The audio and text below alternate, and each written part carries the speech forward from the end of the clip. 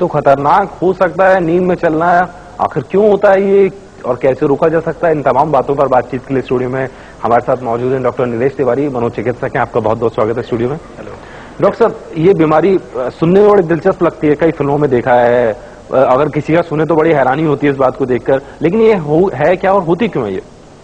मनीष, ये बड़ी ही एक विशेष प्रकार की बीमारी है जिसे हम सोमनाम्बुलिज्म कहते हैं। जी। सोमना मीन्स नींद और एम्बुलिज्म मीन्स पेशेंट जो है एम्बुलेटरी है, वो चल रहा है। ये बीमारी होती है और आपको बड़ा आश्चर्य होगा ये जान के कि करीब 16% बच्चों में 3 से 6 साल की उम्र में ये बीमारी हो सकती है। जी। तो बड़ा जरूरी है हमें ये समझना कि कब हम इसको एक बीमारी माने और कब इसको सिर्फ एक सिम्टम या एक प्रारूप मांगे किसी चीज का जो आगे बढ़ सकती है। मनीष, ऐसा होता है कि स्लीप में बहुत से फेजेस होते हैं और जब एक मरीज सोता है तो जो नींद होती है प्रथमतः वो NREM that is non rapid eye movement sleep कहलाती है और उसके बाद 90 मिनट बाद लगभग REM स्लीप स्टार्ट होती है। जी।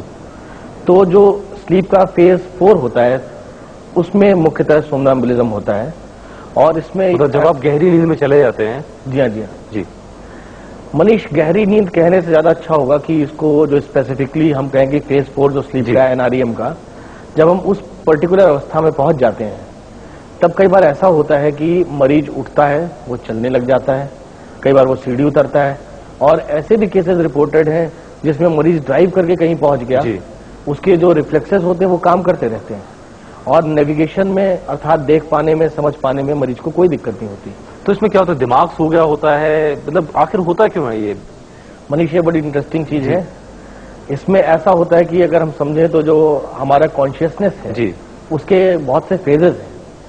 तो सोमनाम्बुलिज्म बीमारी में जो कॉन्शियसनेस है वो उस फेज तक नहीं पहुंच पाती कि मरीज समझ पाए कि वो क्या कर रहा है या उसने जो काम किया इस अवस्था में जी, उसको वो रिकॉल कर पाए। जी।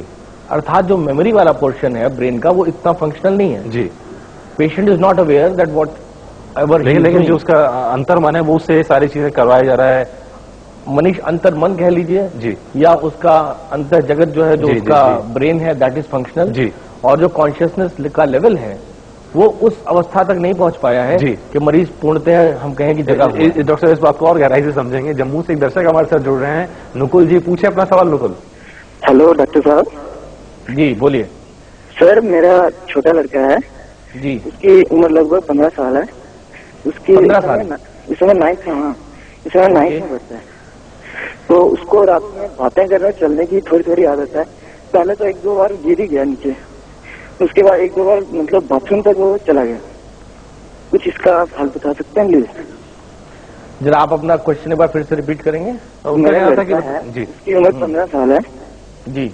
तो उसको रात को चलने की और बातें करने की आदत है काफी ज्यादा। जी हाँ, जी हाँ। तो उसका कुछ आप बता सकते हैं प्लीज? जी हाँ, जरूर।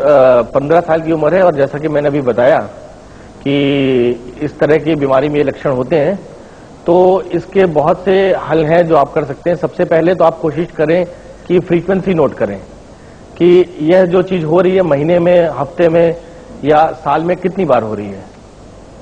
और सबसे जरूरी ये होता है कि किसी भी बीमारी को हम तभी इलाज पे जाना चाहिए जब वो इस लेवल पे हो रही है कि उससे आपको या आपके बच्चे को दिक्कत आ रही है।